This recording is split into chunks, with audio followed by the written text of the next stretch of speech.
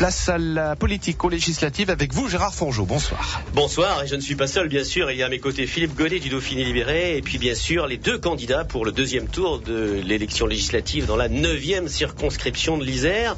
Cela concerne les cantons de Voiron, qui inclut Vorep également, et puis Vorep, et puis Rives et Moirans, enfin les cantons de Tullin, Vinay, Saint-Marcellin, Pont-en-Royans. En gros, les rives droites et gauche de l'Isère, sans affinité politique, mais le débat intéresse évidemment tous nos auditeurs, puisque la question, certes, c'est de savoir qui succédera à André Validi, mais aussi qui aura la majorité dans le pays à l'Assemblée nationale. On vote dimanche, je vous le rappelle, à peu près 1 sur 2 parmi vous n'est pas allé voter au premier tour.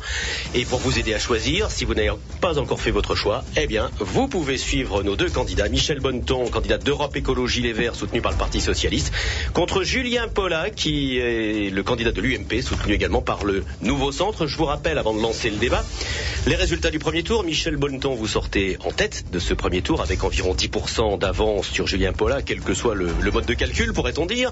Vos scores personnels sont en gros de 37% contre 27%, et si l'on ajoute les voix de ceux qui ont appelé à voter pour vous au deuxième tour, eh bien ça va nous faire quelque chose comme 45,3 contre 35,6.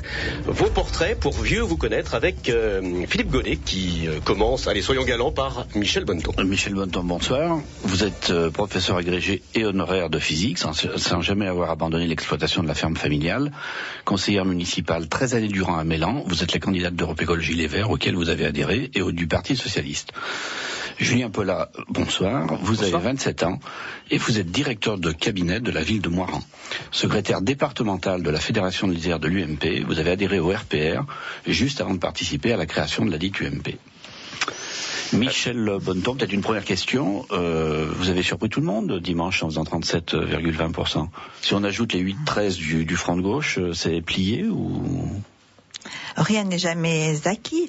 Je remercie beaucoup les électeurs qui m'ont placé en tête dans les 6 cantons, et notre accord Parti Socialiste, Europe Écologie Les Verts a très bien fonctionné. Tout le monde a compris que je défendais vraiment nos valeurs communes. Les militants ont bien joué le jeu, ainsi que les électeurs. Y compris les militants PS. Tout le monde fait une campagne très dynamique. Ils sont partis tard dans cette élection, mais fortement. Eh bien, les militants PS souhaitaient d'abord s'occuper de la campagne présidentielle, ce qu'ils ont bien réussi. Ils ont beaucoup travaillé pour ça. Et ensuite, ils sont partis pour soutenir ma candidature, et je les en remercie beaucoup. Vous avez le sentiment d'être au deuxième tour grâce justement à ce fort potentiel électoral du Parti Socialiste ? Eh bien, c'est notre accord entre Europe Écologie Les Verts et le Parti Socialiste qui a créé cette dynamique, parce que nous avons un accord programmatique très important qui a été signé cet automne 2011, qui fait 25 pages, qu'on peut lire sur mon blog, et il est vraiment très très intéressant, avec de vrais progrès dans la pensée, une vraie convergence entre nos deux formations. Alors Julien Pollat, 26,81% des voix, pendant que Nadine Garcin du Front National est à 16,45. Est-ce que vous êtes FN compatible, et quel message adressez-vous aux électeurs du Front National ? Moi, j'adresse pas un message particulièrement aux électeurs du Front National. C'est une question qu'il ne faut pas poser en ces termes-là. Alors, moi, si je fais les calculs, je n'aboutis pas au même résultat que celui que vous avez évoqué tout à l'heure. D'abord, le bloc de droite, tel que le qualifient de manière générale les observateurs, s'élève à 51%, même si de toute façon, je relativise ça tout de suite, parce que la politique, c'est jamais de l'arithmétique, que personne n'est propriétaire de ses voix, et a fortiori pas dans le contexte qu'on connaît aujourd'hui de désaffection des urnes. Il y a une abstention considérable. On ne sait pas de quelle nature elle sera au second tour. Moi, je suis surtout ravi d'avoir été qualifié pour ce second tour, pour qu'enfin puisse s'engager le face-à-face que je recherche depuis maintenant quelques mois avec Madame Bonneton, afin de démontrer qu'elle se présente comme une candidate de la majorité présidentielle, le soutien de François Hollande, alors qu'elle est avant tout la candidate d'Eva Joly, qui a soutenu Eva Joly pendant des mois de campagne, et de soutenir François Hollande à 15 jours du second tour. Alors j'ai eu Madame Garcin cet après-midi au téléphone. Elle ne donne strictement aucune consigne aux 17% d'électeurs qui ont voté pour le Front National au premier tour. Elle dit que sur le terrain, ces militants ont rencontré des militants UMP qui ont certains points communs, mais elle n'appellera pas à voter pour vous. Et quand vous faites le total de ces 51%, vous incluez donc les électeurs du Front National pour arriver à 51. Mais bien entendu, parce que je considère que les électeurs du Front National ne sont pas des gens infréquentables auxquels il ne faut pas s'adresser. Ils manifestent des préoccupations, des attentes, des inquiétudes. Le rôle de n'importe quel décideur politique, c'est d'essayer de répondre aux préoccupations que les gens posent. Alors moi, je n'ai pas changé mon discours entre le second tour et le premier tour, puisque je m'étais appuyé sur mes valeurs avant le premier tour. Les valeurs qui sont d'abord la valeur du travail, parce qu'elle est étroitement associée au mérite républicain. Ça consiste à penser que quelqu'un qui travaille beaucoup, qui consent des sacrifices, qui prend des risques, est en droit de prétendre davantage que celui qui n'y consent pas. Je me suis appuyé sur la valeur d'un État régalien fort en matière de sécurité, parce que je ne supporte plus qu'on mette à pied d'égalité la parole du gendarme avec celle du délinquant, et notre justice doit pouvoir sanctionner la délinquance plutôt que de lui trouver des excuses. Dans le grand débat qui traverse l'UMP actuellement depuis quelques années, vous pensez qu'un jour votre parti va s'ouvrir à des alliances avec le Front National, comme le Parti Socialiste l'a fait jadis avec le Parti communiste? Mais la question, elle se pose pas comme ça. La question, Pierre Moscovici a dit qu'il n'y avait plus de droite républicaine. Oh bah Pierre Moscovici, ça lui appartient. Pardonnez-moi de ne pas me sentir obligé de répondre aux analyses de Pierre Moscovici. La réalité, c'est quoi? C'est que je le dis, il y a une désaffection de manière générale des urnes d'abord, avec une hausse de l'abstention. Il y a d'abord ensuite une désaffection des partis politiques traditionnels de gouvernement, autant à droite qu'à gauche. Et à partir de là, il faut tirer une observation, c'est qu'il faut renouveler en profondeur notre vie politique, parce que nécessairement les politiques en sont responsables. Raison pour laquelle je me suis engagé pour un renouveau de la pratique politique en défendant le non-cumul des indemnités, les jetons de présence à l'Assemblée nationale et l'indexation des indemnités sur la croissance économique du pays. Michel Bonneton, ces électeurs du Front National, vous leur adressez quel message? Alors, pour moi, ce qui importe, ce sont mes valeurs qui sont absolument non négociables. Ce sont les valeurs républicaines: liberté, égalité, fraternité, laïcité, solidarité avec les Français d'aujourd'hui et avec les générations futures. Mais si vous permettez, je réponds quelques instants à Monsieur Paula. Je réponds à sa propagande électorale qui tente à devenir carrément mensongère, puisqu'il sait très bien que depuis le mois de décembre, je fais campagne sur notre programme, sur notre accord programmatique commun, Parti Socialiste, Europe Écologie Les Verts, et rien que sur cet accord, entièrement sur cet accord, et tout ce que j'ai dit, tout ce que j'ai écrit depuis lors s'appuie sur cet accord. Donc je suis bien effectivement la candidate du Parti Socialiste et de Europe Écologie Les Verts. D'ailleurs, je suis soutenue par toutes les grandes personnalités de cette circonscription, par Monsieur Valigny, par tous les maires et conseillers généraux qui ont une sympathie de gauche. Oui, mais Madame Bonneton, la différence entre vous et moi, c'est que l'accord programmatique, comme vous aimez à l'appeler, personne n'a eu l'occasion de le lire puisque vous l'avez distribué à personne dans la circonscription. Encore aurait-il fallu que les gens se rendent sur votre blog. La différence, c'est que moi, j'ai d'abord un projet qui n'est pas le projet qui m'a été imposé par quelqu'un, c'est le projet que j'ai fondé moi-même sur la base de mes observations de terrain, de mes échanges avec les électeurs, qui est donc un projet personnel qui tient compte des la spécificité du terrain, et c'est un projet surtout que j'ai distribué à 80 000 exemplaires dans la circonscription pour que les gens puissent se prononcer en connaissance de cause. Je n'ai pas besoin de me prévaloir d'une personnalité extérieure. Les gens adhéreront à mon projet en toute transparence. C'est quand même le programme de l'UMP.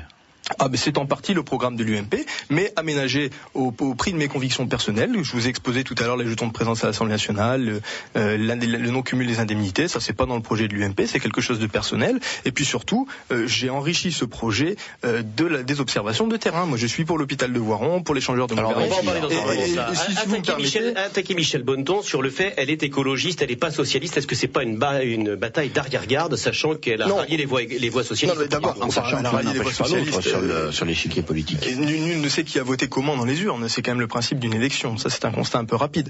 Même si manifestement la gauche a été rassemblée au premier tour, ça je ne le conteste pas. Par contre, moi je fais le constat de l'échec depuis des années des accords électoraux entre le Parti socialiste et les écologistes, qui s'entendent au moment des élections, mais qui le reste de l'année défendent des choses contraires. On a vu ce que ça donne dans le département avec l'abandon de la Rocade Nord et donc les bouchons terribles entre Grenoble tous les jours de manière infernale. L'échangeur de Mauvernay qui doit irriguer la zone d'activité de Centrale, qui n'a pas vu le jour en partie parce que les écologistes ont trouvé 3 batraciens sur la plaine de la Buisse et qu'à ce titre-là... Alors on va poser la question à Michel Bonneton. Cet échangeur de Mauvernay, faut-il le faire ou ne faut-il pas le faire? Alors, excusez-moi, j'ai beaucoup parcouru la circonscription, j'ai rencontré beaucoup d'élus, tout le monde, beaucoup de citoyens également. Je suis allée dans toutes les communes. On n'en doute pas, mais sur l'échangeur de Mauvernay. Alors sur l'échangeur de Mauvernay, eh bien parlons-en. Cet échangeur, il a été effectivement retardé parce que des écologistes et des associations ont eu l'excellente idée de trouver un nouveau projet différent du précédent. Le précédent coûtait 16 millions et celui-ci ne coûte que 10 millions. Et cela va être fait très prochainement, dans les mois qui viennent, voire d'ici fin 2013 au plus tard. Alors on va faire une petite pause là, on revient tout à l'heure pour parler de l'hôpital de Voiron. C'est la suite du débat sur la 9e circonscription de l'Isère qui va de Voiron à Tullin jusqu'à Pont-en-Royan. Elle oppose Michel Bonneton, en gros la candidate de la gauche, à Julien Paula, le candidat de la droite, on peut le dire comme ça. Sinon je donne vos étiquettes, Europe Écologie, Parti Socialiste d'un côté et UMP, Nouveau Centre de l'autre. Julien Paula, vous vouliez vraiment rajouter quelque chose de très court sur ce fameux échangeur de Mauverney qui, pour nos auditeurs, est le dernier échangeur en arrivant à Grenoble lorsqu'on vient de Bourgoin. Oui, parce que c'est un sujet fondamental pour irriguer la zone d'activité de Centralpe qui représente 250 entreprises et 5000 emplois, et je ne peux pas laisser balayer d'un revers de la main cette admission qui représente le retard qu'on a pris sur ce dossier, un dossier de cette nature. Madame Bonneton a expliqué très simplement qu'on avait effectivement perdu des années sur ce dossier parce que des écologistes y étaient opposés. C'est gravissime, parce que pendant ce temps, c'est des emplois qui ont quitté la zone, c'est des emplois qui ne se sont pas créés, et c'est donc des familles qui sont en difficulté auxquelles on n'a pas répondu. Très bien, Julien Paula, on va passer aux autres enjeux de la circonscription avec Philippe Gonnet. Alors le principal est peut-être l'hôpital de Voiron, un projet en gestation sans mauvais jeu de mots depuis une dizaine d'années. Après le feu vert donné par Xavier Bertrand, vous allez y arriver bientôt à créer cet hôpital, Michel Bonneton? Eh bien, je le soutiendrai avec beaucoup d'énergie, puisque dans les années précédentes, les années qui précèdent, l'UMP n'a pas du tout été capable de faire aboutir ce dossier. Les élus du Pays voironnais ont acquis le foncier, prévu les aménagements et l'accès routier. Et c'est un dossier que je me fais un point d'honneur de défendre si je suis élu député. Ouais, c'est bien la question en fait, puisque si vous êtes élu député, que la gauche a la majorité, il y aura un plan santé organisé comme celui que l'UMP avait en main jusqu'à présent. Est-ce que finalement cet hôpital de Voiron, il n'est pas en lutte avec celui de Bourgoin qui a été lancé avant et celui de Grenoble est à côté? Est-ce qu'il y a la place pour un hôpital important au milieu? C'est pas certain ça, hein, dans une économie où il faut faire des économies justement. Bien, actuellement, l'hôpital de Voiron tourne très bien, il est très bien rempli et cela montre justement qu'il y a une nécessité d'un nouvel hôpital, puisque l'hôpital de Voiron actuellement est relativement vétuste et il se pourrait que dans les années à venir, il ne réponde plus aux normes qui conviennent. Donc le nouvel hôpital est vraiment prioritaire et il concerne un bassin de vie très large, pas seulement le Voironnais, mais également le sud Grésivaudan et bien au-delà, la Chartreuse, etc. Alors Julien Paula, c'est un dossier que l'UMP n'a pas suggéré? Non, c'est un dossier qui est absolument fondamental. D'abord parce qu'effectivement, c'est un bassin de santé de 150 000 habitants, que contrairement à ce que dit Madame Bonneton, il tourne pas très bien cet hôpital. Il tourne malgré les difficultés parce que le personnel médical est très compétent et il déploie beaucoup d'énergie, mais il faut absolument ce nouvel hôpital, il le faut à Voiron, c'est une nécessité. Et bon, on peut pas rejeter la cause sur l'UMP, c'est un petit peu facile. La réalité, c'est quand même que pendant 10 ans, ce dossier n'a pas été porté par le parlementaire du secteur, en l'occurrence André Valigny, et que c'est grâce à Bernard Sauger, sénateur du Nord-Isère, que les premières bonnes nouvelles en matière de financement sont tombées. On peut pas défausser la responsabilité des élus locaux sur ce sujet, et en l'occurrence, je parle bien de la responsabilité du député, puisque je ne mets pas en cause la bonne foi des élus locaux, autant à la ville de Voiron, au Pays voironnais, même s'ils ne sont pas de mon bord, de vouloir porter ce dossier pour qu'il aboutisse. Mais je crois que Gérard Simonet, votre maire, n'était pas très favorable à cet emplacement. Gérard Simonet a effectivement été partisan de l'installation sur la plaine de la Buisse. En ce qui me concerne, je suis favorable à l'installation à Voiron. C'est une question qui doit désormais être tranchée parce que tout débat sur ce sujet donne du retard au dossier. Réponse de Michel Bonneton, vous vouliez en rajouter sur cet hôpital?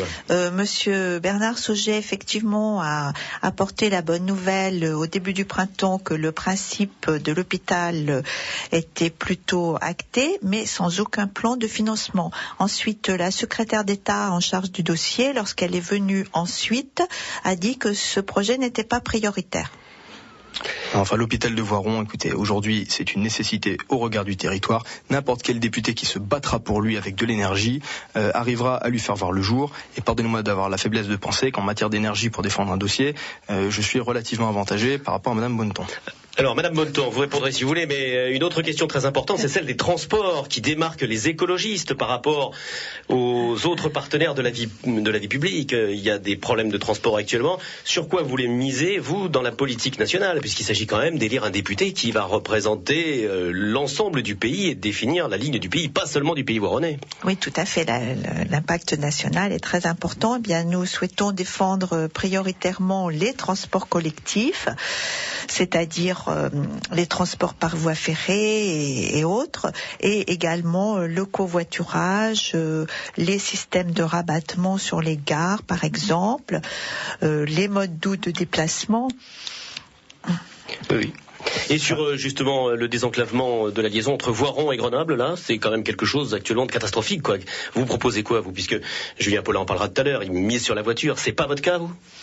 Eh bien non, nous préférons donc les transports collectifs pour faire des économies au niveau de l'énergie déjà, et puis également pour qu'il y ait moins de pollution dans cette cuvette grenobloise qui est très polluée. Mais on peut inventer des tas de choses en aménageant la voie ferrée. On pourrait avoir beaucoup plus de trains avec des aménagements techniques également.